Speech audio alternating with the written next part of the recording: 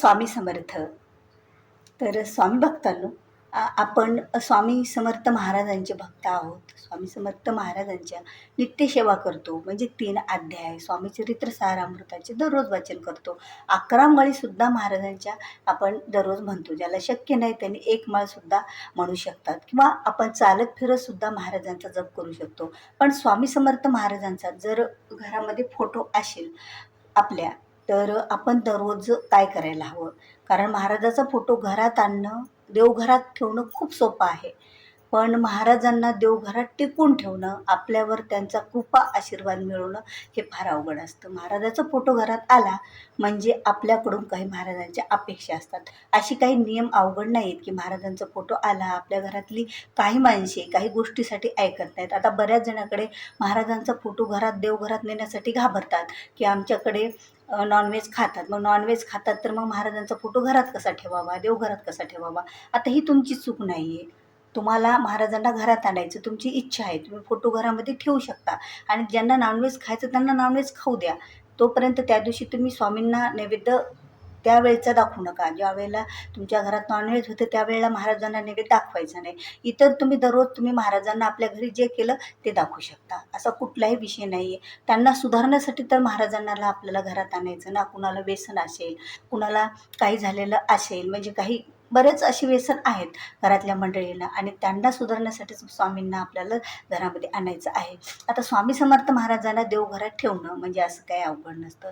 महाराजांचं प्रतिष्ठान एकदा देवासोबत आपल्या घरामध्ये राहिलं म्हणजे महाराज हे आपलं करता करिता तूच एक स्वामीनाथा, माझ्या ठे वार्ता मी पणायची नसेची. महाराजांना हा शब्द तुम्ही देऊन टाकायचा आणि मोकळं व्हायचं. बघा, महाराज तुमचं पूर्ण प्रपंच चालवतात. पूर्ण फक्त निमित्त आपण होतो. आपण सगळं काही काम करायचे, कार्य करायचे आणि महाराजांवर सोपवायचे.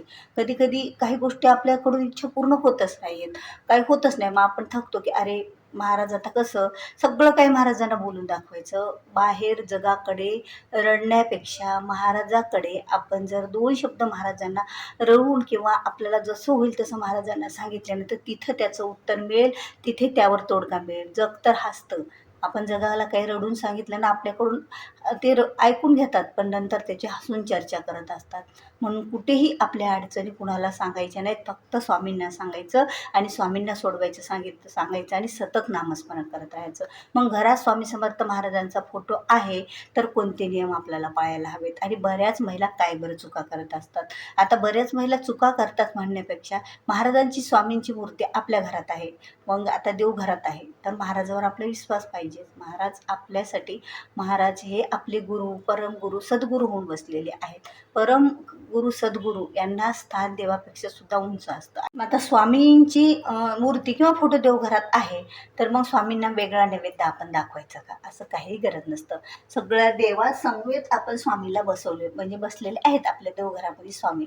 तर आपल्याला स्वामीसुद्धा ब्रह्मांड नायक आहे. स्वामीसुद्धा ब्रह्मा, विष्णू आणि महेश यांचे अवतार आहे. तर सर्व देवांसोबत जे स्वामींना नैवेद्य दाखिला तो सर्व देवांना नैवेद्य दाखिला तो स्वामींना असतो. असं कुठलाही नाही. ज्यावेळेला आपण व्रत करतो, काहीतरी मोठी पूजा करतो, त्यावेळेला आता गुरुचरित्र पारायण केलं तर दत्त महाराजाचं स्वरूप म्हणून स्वामींना आपण नैवेद्य दाखवू शकतो. त्या पारायणाचं एक झालेलं पारायण म्हणून नैवेद्य, पण दररोजचा नैवेद्य आपल्या देवघरासोबत एका ताटामध्ये आपण ठेवायला पाहिजे. 2 ताटात ठेवण्याची गरज नसते. आणि तो नैवेद्य 2 वेळा. आता आपल्या घरात काही करू, आपल्या घरामध्ये भाजी, भाकर, चटणी, ठेसा, भाकर जे काही होईल ते महाराजांना दाखवायचं असतं. काही तुम्हाला महाराजांना वेगळं करून दाखवायचं नसतं. जे आपल्या घरात शिजतं ते महाराजांना दाखवायचं आणि ते नैवेद्य स्वरूपात आपण खायचं असतं.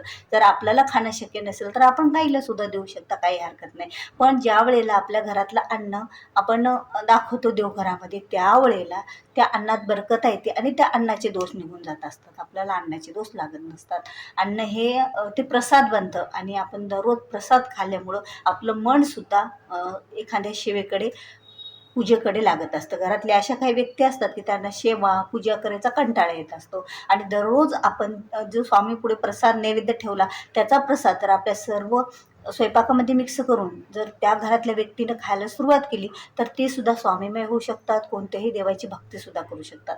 कारण एवढी ताकद महाराजांची आहे. ज्यावेळेला महाराज आपल्या देवघरात असतील, मग महाराज देवघरात असल्यानं काय करावं? फक्त महाराजांना जे आपल्या घरी एक वेळा जेवण तयार झालं, एक वेळा आपण बाहेर गेलो कुठेतरी, काय हरकत नाही. ज्यावेळेला जेवण तयार झालं त्यावेळेला तुम्ही स्वामीला दाखवून द्यायचं. मग काही हो, नाश्त्याचं हो, काही हो, ते महाराजांना आपण दाखवून द्यायचं आणि तेच उचलून आपण आपल्या घरातल्या व्यक्तीनं खाली तरी चालतं.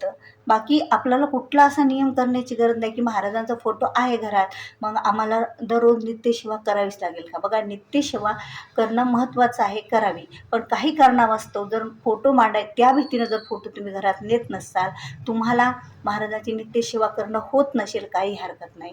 तुम्ही चालत फिरत महाराजांचं नाव घ्या. श्री स्वामी समर्थ, श्री स्वामी समर्थ स्वयंपाक करताना घ्या. महाराजांचं लक्ष ठेवा. महाराजांसाठी मला नैवेद्य बनवायचा, महाराजांसाठी मला आता ही नैवेद्य दाखवायचा, असं महाराज आपल्या चर्चेत आणि आपल्या डोक्यात असले, आपल्या मनात असले, तरीही महाराजांसोबत आपली भक्ती त्यांच्यापर्यंत पोहोचत असते. त्यांची वेगळी भक्ती जर वेळ मिळाला नाही तर काही करण्याची गरज नाही. मग तुम्हाला नाही दररोज 3 अध्याय 11 माळी करणं झालं, तुम्ही दर गुरुवारी करू शकता. दर गुरुवारी एक स्वामीचरित्र सारामृत पूर्ण 1 ते 21 अध्याय वाचून काढायचं. म्हणजे 7 दिवस आपण एक नित्यसेवा करण्याचं पुण्य आपल्या पदरात पडत असतं. किंवा आरतीला हजेरी लावली तर आरतीच्या सेवेच्या माध्यमातून स्वामींची सेवा होती. जमेल तेवढी स्वामी सेवा करायची, घाबरायचं नाही. हळूहळू आपल्याला सवयी लागतात. महाराजाला जेवढ्या सेवा आपल्याकडून करून घ्यायच्या तेवढे महाराज करतात. करता कविता तूच एक स्वामीनाथा, माझ्या ठाईवरता मी पणाची नसेची, ही ज्या वेळेला भावना होते ना त्यावेळेला महाराज आपल्या घरात असतात, ठाडं करून बसतात. ते आपलं सर्व सुख दुःख त्यांना माहीत असतं. ते सुखात सुद्धा त्यांना विसरायचं नाही आणि दुःखात सुद्धा त्यांना विसरायचं नाही, एवढं मात्र लक्षात ठेवायचं. सुख आलं तर स्वामी तुमच्यामुळंच आलं, तुम्ही सोबत होत्या म्हणून मला आज ह्या गोष्टी मिळाल्या. दुःख आलं तर स्वामीला या संकटात दुःखातून बाहेर काढा, अशी विनंती आपण स्वामींना करायची असते. कारण महाराज खरंच ज्यांनी स्वामींची भक्ती केली त्यांना स्वामींनी साथ दिली.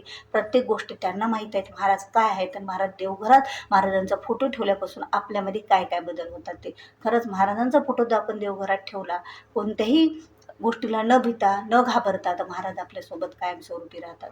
आपल्याला कुणाकडे एकदा महाराजांचा फोटो घरात ठेवला तर आपल्याला कुणाच्याही, आता मदत तर माणूस जन्मात एकमेकाची लागत असते, पण जेवढी मदत, जेवढी काही सेवा केल्याच्या नंतर महाराज आपल्याला साथ देतात तेवढं दुसरं कोणीही देऊ शकत नाही. म्हणून महाराजांची भक्ती, महाराजांची सेवा करण्यासाठी महाराजांचा फोटो देवघरात ठेवा, मूर्ती देवघरात ठेवा.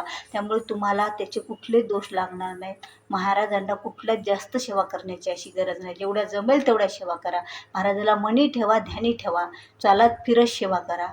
नाही तुम्हाला एवढं जमलं, घरामध्ये स्वामींचे तुम्ही मोबाईलवर, यूट्यूबवर, टी व्हीवर गाणे लावून द्या आणि ऐकत बसा.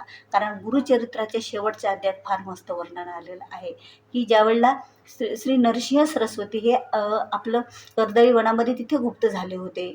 मल्लिकार्जुनच्या याच्यामध्ये त्यांनी सांगितलं की त्यावेळेला त्यांनी सांगितलं की मी ह्या अशा घरी राहील तिथं गुरुचरित्रांचं वाचन होईल, जिथे माझी सेवा होईल, जिथे माझी भक्ती होईल आणि तिथं माझं गुण गायले जाईल, जिथे माझे गाणे गायले जातील.